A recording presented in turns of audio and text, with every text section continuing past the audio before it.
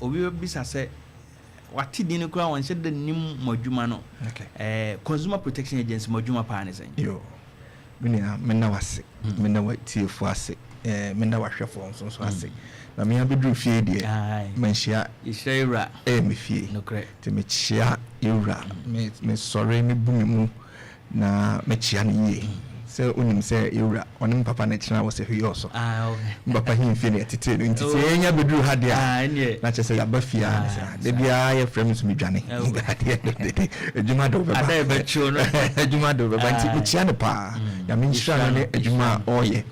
me ma me ka be number 1 pay jina mu onu ojina mu mo ye na ye kama afen so bia wo ko school se was we ko 600 bed dormitory ye ba betia no emse October ya se de me hu asida me fama na se wakai na chi na de bia wo ko ba bia so obomi papa din me da na se ya me nshira ne pa ya me nshira papa je din a edin pa na ebo ene de nso ye yeah nti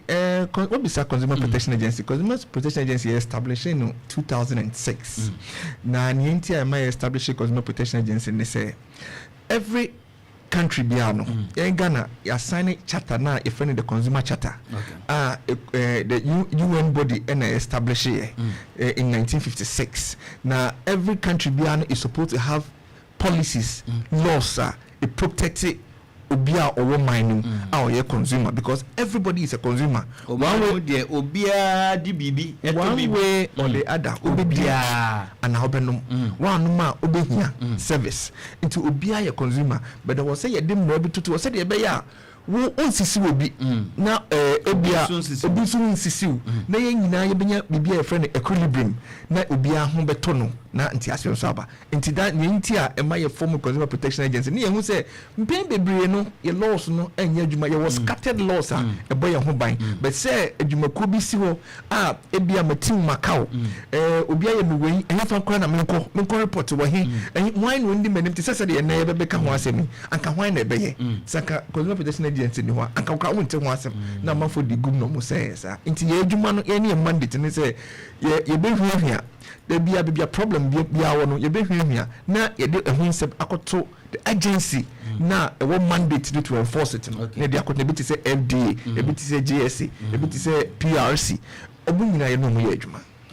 nti say kan ke be ka se mo ne ye ntam ginafo feeding mutieti na nyese mutieti akwa ne mum se pepe ye beda dinti no correct I see nti say hwede na bibia consumable make say ide efam ho bibia to say hospital and the strike here be paying food mu den almost because a service o hospital a service and a patient ne consumer so a consumer be kwakoje service nti say service ne ni ho na fe na ahochira ba nti ne nyina no echo mo dia medan ye nyina ye bobo ho say be nti bibia efa chese bibia efa onipa dia ho de consumer de I will say your bottom buy and into consumer protection agency. You better say much from between consumer and an institution. Say a chain. From a manufacturer to the wholesaler to the retailer to the final consumer. We want say a service. Service to say MTN food a service. Would you always say a service there is always a link. Into say service in the break them the chain on a break obedi now vertebral. So also many 3 times in a day. Now what radio no sa the whole day no why 2 times that means bakumbia akedrem so kana won tiasia that's the consumer protection or the buyer you better agreement now on the sign me say bia esia to say then we enforce you to do it Opemsuo no so on say opemiensa be we on so say ye ne 4 ye ne 5 say so between be ka kire mu and send you on to me for so because we na what the upper hand no or don't to me for so we be ka so for but on no dey no high short there or say ye ma onya ne be where dem say any adwuma mu di baby aka ye me dey other institutions to say PURC any Food and Drugs Authority omo nyina no mo you be trying to some of your stakeholders and who are huge stakeholders. Most stakeholders no one. Oh, and Yaboba community and the Ghana Standard Authority. And I made by cry a meeting. I fight illegal painting when I see about come once and Benedict FDA American PRC NCA National Communications Authority. Just say more services major services our country handy. Telcos near the nina. You know more. And yeah, who idea unofficial, me unofficial complaint. Telcos no. More money, more person money na nakasa na nakasa nti we muntie radio 104.7 na muntie no via money na akasa telcos no mo network ne nyakra ye to data kra na o matete wa bra ye hu service bia nti ye be ka wansem bad minim say ye kwa anim no ye be na run to one side bia nti obi a wo ye service provider bia am stakeholder obi o manufacturer bia obi o ye wholesaler bia because say assignment to onim say problem ho cause say Consumer Protection Agency you say abie ade for the mediation and arbitration center okay because ye who say mpempe no say amanfo nya asema omuntumi emfa court because the court process no long go crown back on to afford it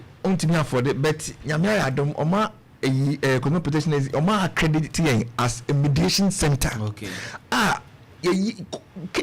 since you accredited from last year in 127 cases almost 67 now your court fair MIA nyame adom 87 cases out of the 120 it will be resolved in 1 month in 1 month. And now 27 16 days almost said the court na dia mom. So that tells you say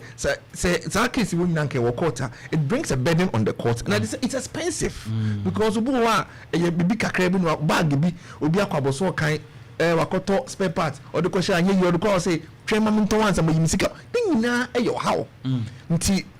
bibi sa let me catch them of course you hwadwuma pa any magazine bebre ku and internet have established branch of Kumasi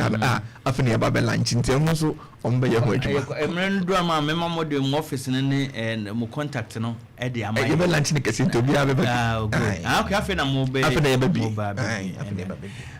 emra e frɛ say no be kasa no na enema bi koso wo krum ene nti me ka se ubetumi a me pese ndi ho nkomo be na kakra ni na ho nsem pie about diapers me de say yedi nkomo no ho ba bia ana atiefo ho ba bia de fa ba pese na run to diapers na nsem ono ebise bi wo edwaman so a ha adwene unfortunately diapers mpanyimfo na eto na nso mo bono kesepa na emofra na nse na yare enti mpanyimfo de bia eden abefram yen hwe the standard of diapers o senya no ye dwom any quality na ne de ene ewo market anu nti no ama sa problem no ba say you need diapers bi nye ewo dwom say nkora na o may affected there was our diapers na enye papa ne bia I don't know say mo hwe mo journey on Facebook ne yemfa bi wan hwe ya obesu akwara bia ni ho a eni say yema ne go through sa treatment mu na ne ntia Consumer Protection Agency for ya just hardware because akwara ntumi nkasa ntumi take decision bia ma ne ho this yen pere ye mpanyimfo no ene wo say ye na say ntumi anye sa anema we na say protecting kwara na che say yen nkasa no o say ebu en ho fo na ne ekoba ene say for about a year ni ene ye hu say mama fono efre Consumer Protection the diapers bia bakrum ye bo anankwara no to ho ayen sansan ye bo nkwara na ade bechi no na bibia begugu omoto ho bibia ye obi kranya skin burn because of acidic unity no ade be no nya skin burn enti ye kase be investigation ni ahwetwem ye investigation in 5 regions ye from Accra Tamale Sunyane Kumasi ne course here also for Western North minia na ye hu ye ne say you fa data bia because ni nim ne e ma problem no me pacha mo amo hwen okay enti ye beba eno ho komo o kiremu wi a ye be sheda ba video no so ba join us on Facebook Opemsuo radio ne hwe de e koso no said you wodi ho komo akira na ye ka ho asema obehu no Opemsuo radio me da say enti ye all test of the diapers na e market no you know. You say some particular type of diapers be first I'm fairly by microbial test, and then second one I'm fairly serious contamination. Microbial test near the end. Okay, microbial test which is so offer diaper na papa no said the package is and and papa no so raw one. The microbial test and to be found no more virus bacteria. It is a microbial now kind and the number so one say buono ma said the iron no be no emuno emwan kitinkiti wo ma omo no mo wiwi nkra na to kra wa ye be chem ne ntia masa timi fo ani hu this a lab but ye be chem ne ntia ma sa anyoma no eba no enti ye ye na ye de ya asem ko dai FDA because on a statutory authority a obetimi aye enforcement FDA so koye test ni hu sanya me no nkrofo yi kan no kre na fi no mutisi krum. Between Accra there, you tell me 1 million. Intini 1 million. Yeah, what 3 million crowd substandard diapers. Exactly. Yeah, 20 good them. Yeah, ton. A fire portal. Yeah, ton. Inti ye could DJ animal wing na. Ena ye pa eja ye the tomb. Now I just say a bit region all the 16 regions no you be call na yakohwehwe because you really here nkona 2.5 million na ye wo ha no. If we don't take care, we are going to have serious problems in terms of medication, and we can even lose some because say want to be treat bacteria and a virus here. Now say infectious, now say a cut into the bloodstream, and no, according to losing a life, it can be fatal. Inti a idea, meaning and it's a ye dia go cry. Yes, I test you in FDA. Inti siano ye ba Ashanti region ha. From now to next week in Nayo awareness ni from next week. Team no any police phone ya din na be test krum. Ama ye ye wo krum so na Ashanti region dey so yetimi ahye na ye ko be foforo. And you dear, Bushan would tell me, Omudi Frase or diapers. And can come so many bear 1 million a year free man, 2 million now can almost have a kuyi.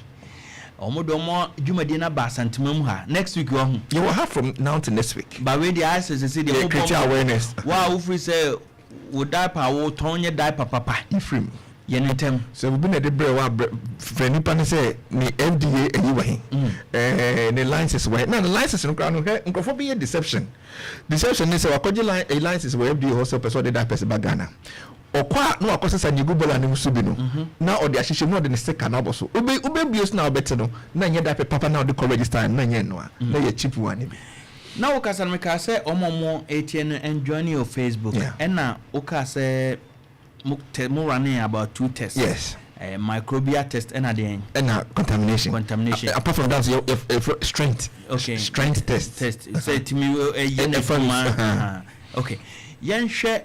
microbial testing. And then the other test is almost the same. And something about strength. But a dear nebema diaper ya mono. Na ye de bema kwada.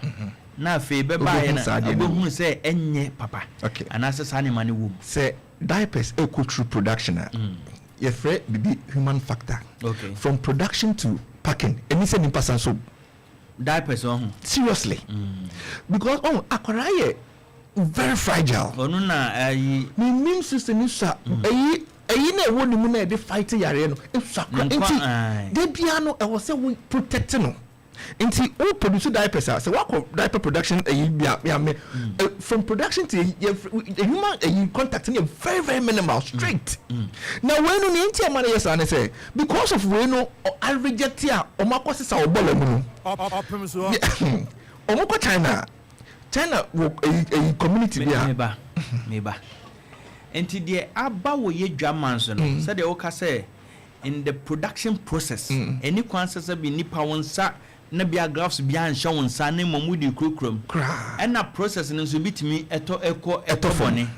nti yɛmfa ne sɛ de ɔmo yɛ no a ebia atɔchima so bi nsa asom ana afidie na abɔ afa so ana mpo bia line na edam nyɛ papa nti ni ya ato atwene no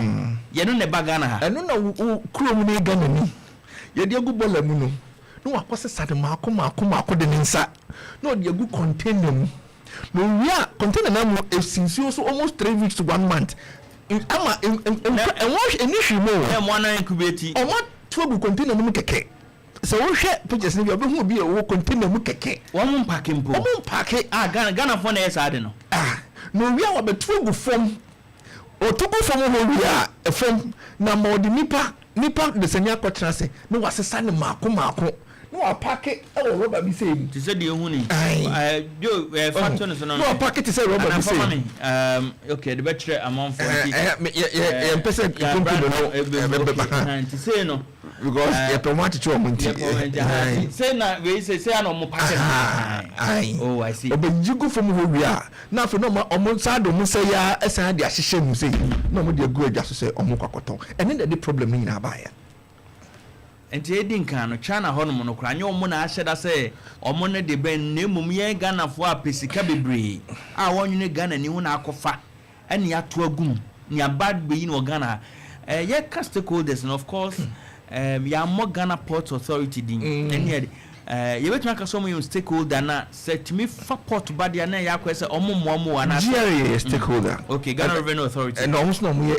in charge of the ports because it serves under GRA okay customs no omo ya there look aduma ye nyina me bo FDA for abaso papa because Food and Drugs Authority and then customs for the big detected fake diapers way. Nobody press release by said they have detected custom for the that was 2004 and the boy koko said 2004 yes boy koko said that's 21 and 2024 last year and boy koko say you who be say substandard diapers be ewo yekrom hana ye hwe ni ye amasa no man antimi amakrom mo masizibi na mini ekwaye fa so a nkan no be wura mu a ena du say me ntimi nkyere container kwatimi yi report one mo de container la yehu ye na fe atwese babia enti enu na ye hwehwehwe mu a yehu se dabi se de nneema esi kono se ye ntue ne ye nsi wo ne ye nyina menya oba me ba weba obia ewo problem here emechi a ekohia another stakeholder meeting sanye moya ye nkrofo ekose fi China ya nyina ka so me grade na nsen what is say say another COVID strain be about China ho amam nyina obia I careful say nti say just imagine say how we are contaminated na wakose free eyimu odi ababebo wo ba. What do you expect will happen? And you obanko no kasa kro mu kra no dangerous man no. Nti ade no aye hu kakra. Ebi say obia mame eja oba memfa ade because okwa market wa na wo de hwe ya pejana ya strength ya cash strength wo de ya papa no wo de hwe the quality okay you know edro so say wo because say be the first say akra no eco toilet kra na and more wo kra edro no say e ka say de be ya and transfer from one side to the other side edro no chi no when as a paper keke e no dey tell him we dey nya ni bi no what the eye drop kra guma be fam just what the eye drop so pe e be fam a PhD and by the time akra no be da na ade be chi no na ne tu nyina afọ I say no na Ghana nkra ekum just say because open market I see 1 cedi 50%. Just say some say sika wo na na makofa badi ekwamafo na nkwara na yare na make say edro e de makwara no ne bo de sin panyin na nkwara ne bi kwara no so esa resist penicillin because when e ba penicillin e dey treat okay and so nya resist penicillin also all antibiotics help and no me back down hospital obu true edro bi man is not 380 cedis antibiotics. Yes. Krampo. Akwa do ebo den sempanyin. Nti ye fele pediatrics no. Omo asem different. Nti se fane say top 5 ma ye dia 1-5 days as an ho atona. Na ne ye krampo ni se asem we ba. The whole family ni nyina obi ana o. Because na say akwara wonya discomfort. When you say we treat ya. So we treat na kro na ko na just kakra koma. Another one no osu. Nti wo ma me wo na. Papa wo na. Obi anu ho betimi ada wo fie ho nti onye se ye tra ho obi ho ne mfaso 1 cedi mfaso nti no na edwo ha be ma abusua nyina Medase obusua so wodo radio atoan man na Prempeh Aduhene one executive director of mediation and arbitration of Consumer Protection Agency awie ene ne twetwen komo na enema products bebebe abo Ghana dwaman so aya na eduru bia asefim kakra kwan fa so timi bewura mu Ghana ha na so onyuma kwebo no abewura no de omo so ntenase na de ntia awie person di nkomo no nema ba ko mmofra a wo ba ebi okra otwa wo de nenso wo ba ana wona na bi oba ekowo ana wo meka se wona na unua ba bi we are subjecting these kids innocent children to unnecessary attack. We could have done better ni na me ene wo so what yin komo na production cost no most of Sani Mayana yakofa free China because of cheap labor. Okay, by process na nkasa no already na bi kwa na foul kwa mo fa so na ebimpo esa to chema de ha adwene so say yenuanom Ghana for ono de onyu obi hu pesika ono na akofa aba de ya na say de mo ye production at mo to agukura na enye no ono kwa akosesa asa be hihye ton ha eno ho asem na ye kan minim say nye da person kwa ho dwuma na omudi say de tie no say de obetia free no ho nti minim say other products be on my bia one specifically say product we but nana your products be on my equally omonso your substandard products e market is no so bia later mo betu wana mo be brain na ya list afi de say ye person ye Consumer Protection Agency next year benya 20 years. Okay, now this year in the 19 year no ya doing say ye person ye illegal substandard product out of our market. Okay. She said about energy commission for your margin say yes here must have fridges in my country have. But people are buying new fridges. And then people are buying new televisions. Because you enforce the law. Okay. It's happening that all the other products we can enforce it. Here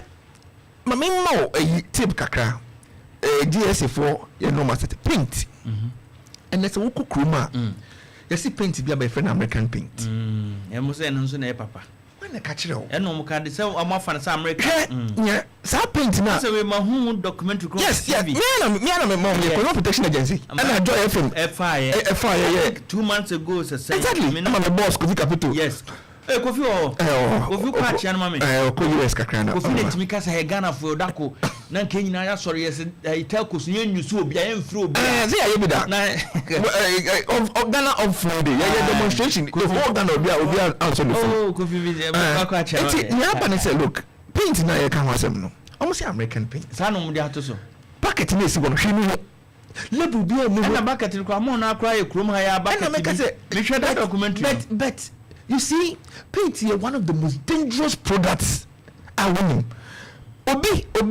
Ghana here okoto sa American product a paint suppose the American not led in a woman a high above the was a woman it is a paint it has been rejected from the US and a bit from Norway money are they because someone was led no woman a hamam for into muko to na Ghana ni akojaba haso babeton banso a big time dealer to ba or the good container empty container and label bia manufacturing date expect nothing and no dia begum now mama papa no koto ye no you should know nim say I was say after 24 hours as o makodem no na ba o asma dem akwani ya attack we because say yedi it said okay even after 24 hours no you spend more time about 6 hours 8 hours in the room and what they are that so onim and that's the time onim say led in a room no e dangerous e yo ho adwuma akwani we oh na Ghana for say you hu bibia ni atu ye hu nyina egu so Opemsuo you miss a wo hwe then and e copper o say asam no kwa maroho ukoko to paint make sure say label ni ho say you try ho so be a deal no manufacturer no but no say country of origin no don't try it because asem to who to refer who will you refer to your product be on my behununa, even the language and I say inscription go on English. So it's not supposed to enter this country. Sana Ghana Standard Authority for Naka. Every product to be a country, and so say, baby, I enter before so the buffer there and tell them, said the baby bit me up, kind now what's here. Obeko top product to be a pass, a cream, mammy body lotion. Body lotion. Now, send a body lotion also used in winter. But a Chinese negu when ready. Now, I can say humidity 42, 32 degrees at times. No, the use solution or sign share. So pull over tinti. Or such can also could you mark or ton idea. And you're about to say, no, or to turn hopa. No body mean now, police hospital to tweet to say, you know. I didn't say, come to think of it. When you say more, dear mafia say, Mojuma, but I quite say a juma in the discharge of say ye fake products ye free marketing. You know, a chain in the first place ports. Young fan say we said okay, what didn't crab was steps for about customs for minimum say customs for your Mojuma and you can say in the first place you room. Yeah. Baby Roma, whether it's food or drug, FDA and Sweden, anki kapa anka mo crowd nyemu na nka wose pressure we ebeda mo so mo crowd anka mo wo akire but say ya kwese mo ya be share mo because of the good people of Ghana them person mo ye de ma wo mo exactly in the chain. Can you say Ghana for anka say the name be dia grow when it comes to enforcement any dey be brave and it will be na person kunyam so eka because there is no way say can make your officer with it because say product be reporter na say identify say we diapers you be identify say FDA for and so me free FDA officer no be certified or no be certified answer ya man clearance amana yi enti so no ba na customs no ejina ho na say FDA officer no enya certified we are ono custom officer no want to nya ho review because ono abefro say product bi aba ono feel say a substandard no custom no want to me test it wo FDA ne ba na behwe na obehwe na say eye ya manipa na yako it say FDA officer no be jina ho no so san man na so de kwa custom officer no nya boni bia onye boni bia sa na de nete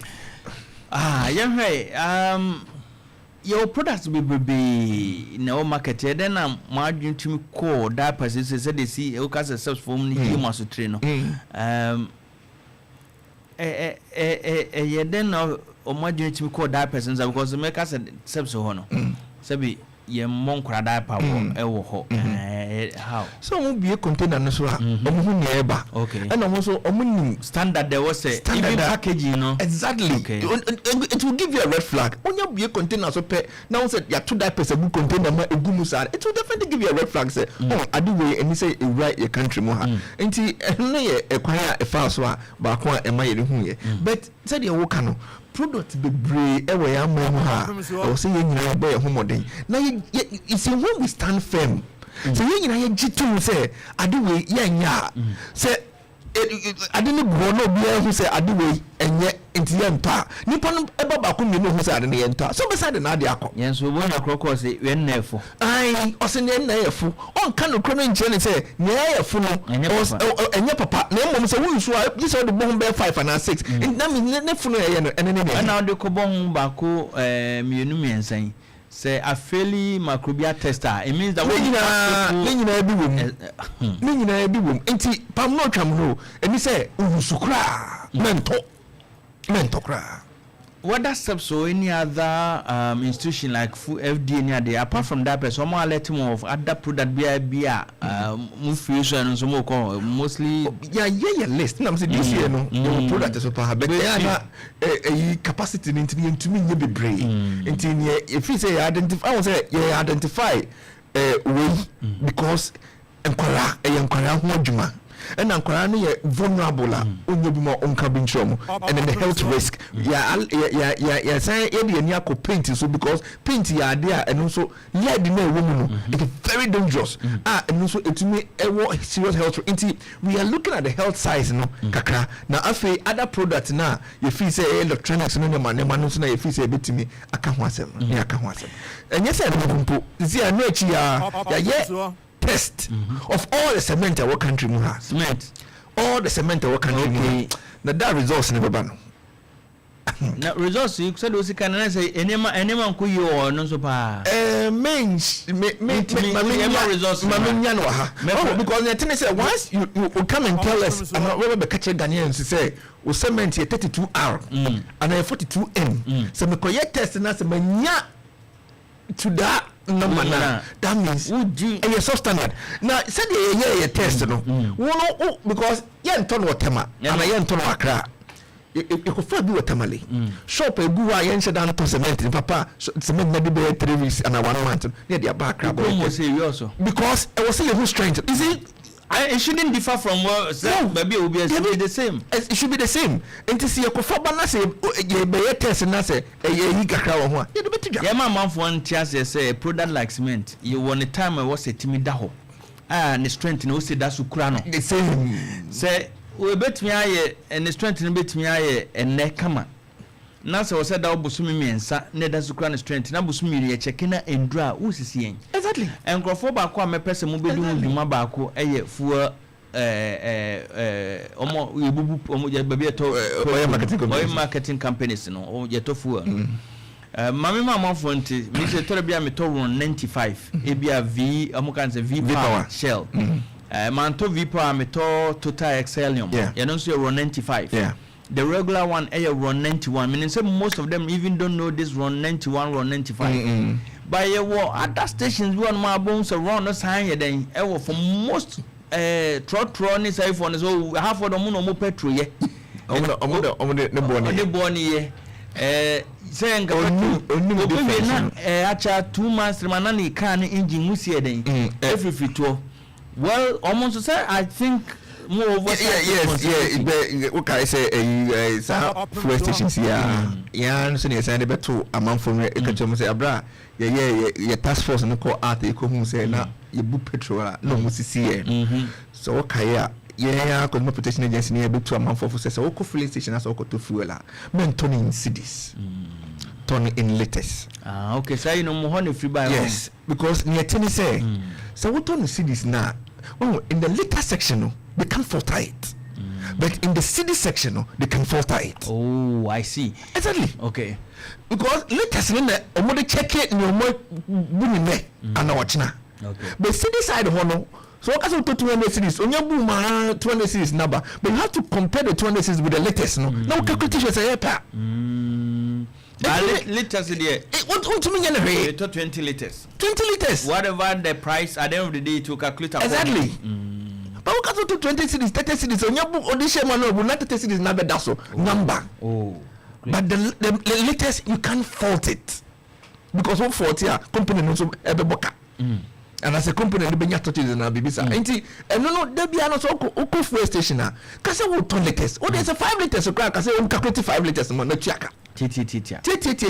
no yenja 20 cities mama 10 cities me 20 30 cities no yenja ya bo mama ko gina me 500 ni ndi che mama bu mia so bebu because 500 na wo hwe sika no side na wo hwe bo okra me so me jomu de bu enti bisa wo say 500 no how many liters wo say mawa so calculate that's a short that means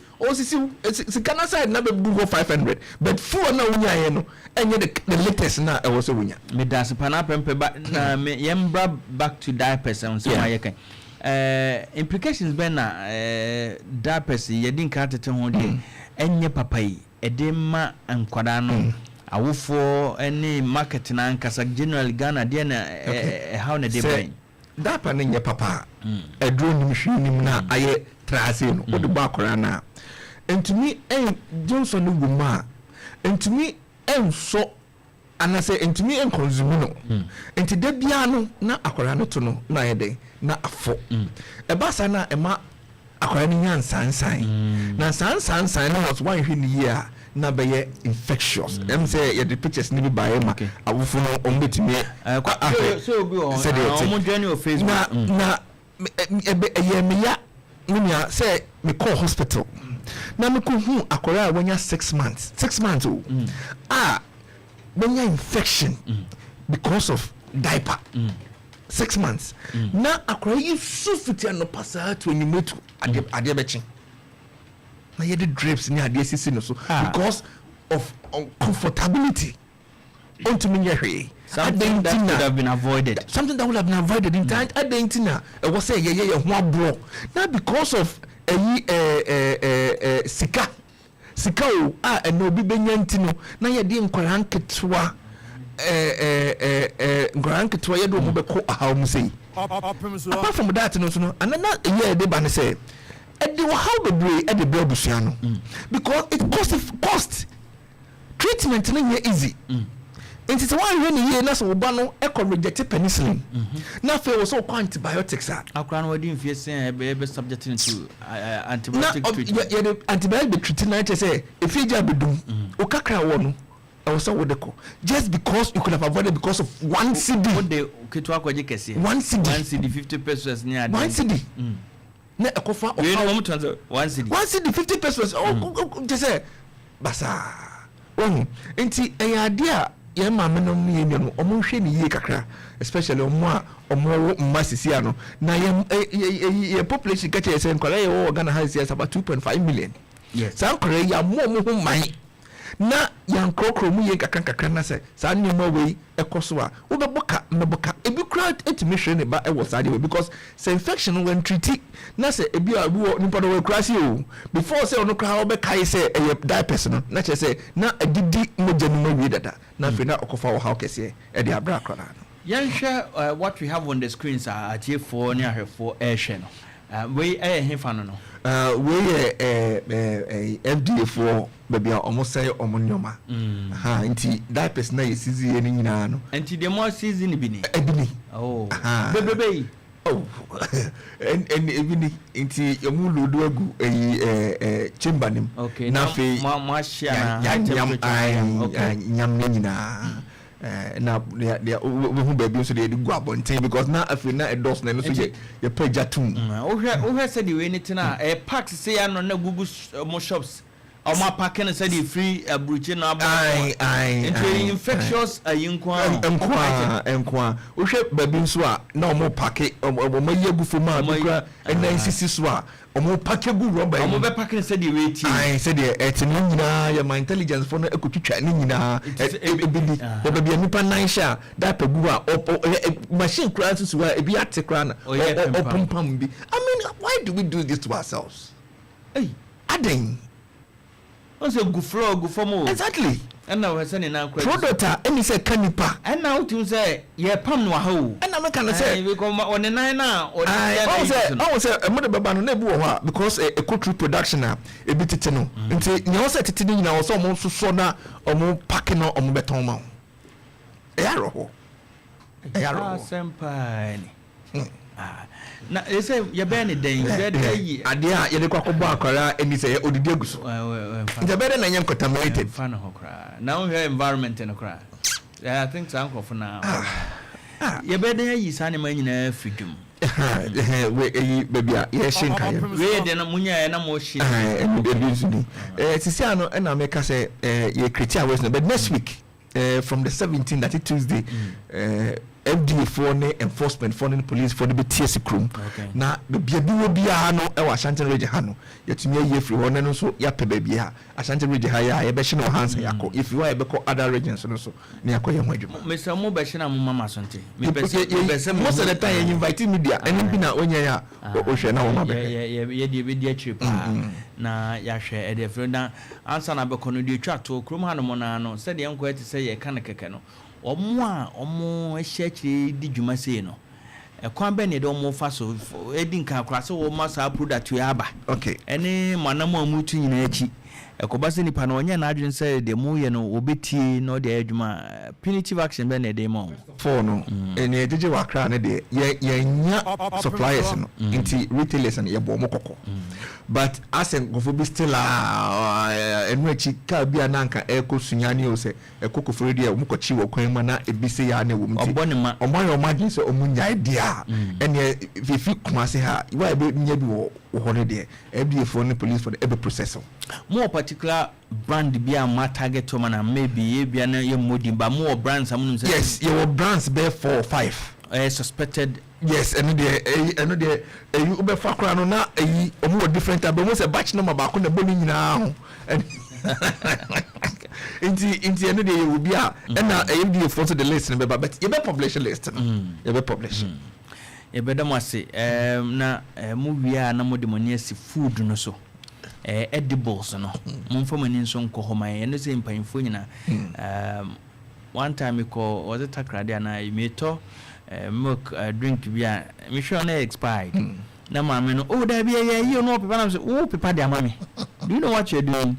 auntie em say drinks bebrebe aboma yimu ene nuane bebrebe especially biscuits ne canned ones anema na say FDA ehwadwuma pa so obekaya na say obi koton expired in ama ejene no 17 years say no dey want but we google to see how 17 years we na was no China no bro ni bi na we che oh baby I call research the be say na omukoyi sorry na me pese me mani kra bebe wadama said o kan sabre de mo ahase 200 na mo bokoko ene sansem no nsem ne twa to a be pese Ghana ko we de mesre munuadom especially mamefo na omo na eja moto sa anema we de ye nkwara no ho no menni ne nebo ewofu achi na nkoto yare ma oba no because obeko through pregnancy for 9 months now obewo akwara ne become your precious mineral your precious jewel na se bibi your precious dia ewo se oye ema ehote na wo krakra no akwara nwadwuma ye den akwara ye very vulnerable akwara ye very fragile and se wan hwe ne yie na se